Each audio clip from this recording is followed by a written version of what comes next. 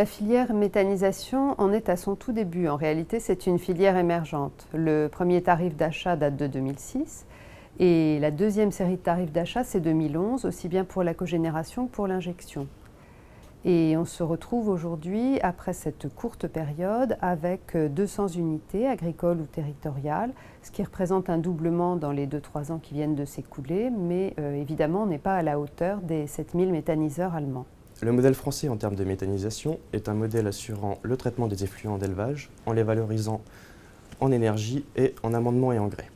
Pour les exploitations agricoles, ce modèle participe à l'autonomie en azote et à la réduction des gaz à effet de serre, comme cela est présenté dans le plan EMA lancé en 2013.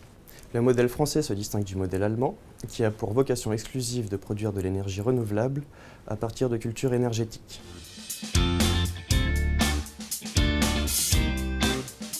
Au rythme actuel, on peut craindre que cet objectif ne soit pas réalisé, du moins pas en 2020.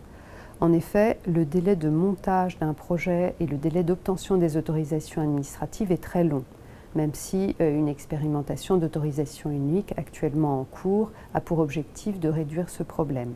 Il n'empêche qu'il y a souvent des recours des riverains et que bien entendu ça rallonge considérablement les délais. D'autre part, la filière a alerté effectivement récemment sur les unités en fonctionnement depuis 2-3 ans et plus, donc celles sur lesquelles on a un réel recul. Elle a constaté des surcoûts en termes d'investissement, des surcoûts en termes de fonctionnement, notamment sur la maintenance, sur l'entretien, sur les pannes, et puis plus globalement des surcoûts en termes de coût du travail, puisque les heures consacrées aux méthaniseurs ont probablement été sous-estimées au départ.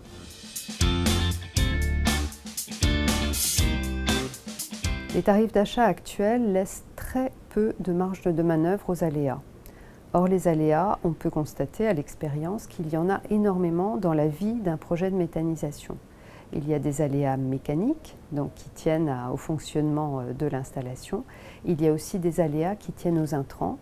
En effet, on travaille sur du vivant et on a affaire à des modifications de ration, à des modifications donc de pouvoir méthanogène, voire même à des risques sanitaires, toutes sortes d'événements qui peuvent affecter la rentabilité de l'installation.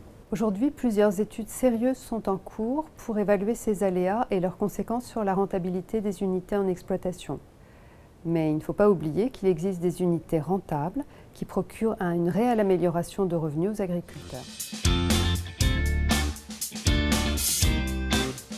Il y a des points clés à sécuriser dès le démarrage du projet, dès le démarrage de l'étude du projet, le coût de l'investissement, la sécurisation des intrants, le choix de l'équipement et des intervenants techniques, le débouché chaleur si on est en cogénération, le débouché pour le digestat, le suivi des autorisations administratives, qui est donc un point clé également, sans oublier la forte motivation et la bonne préparation des porteurs de projets.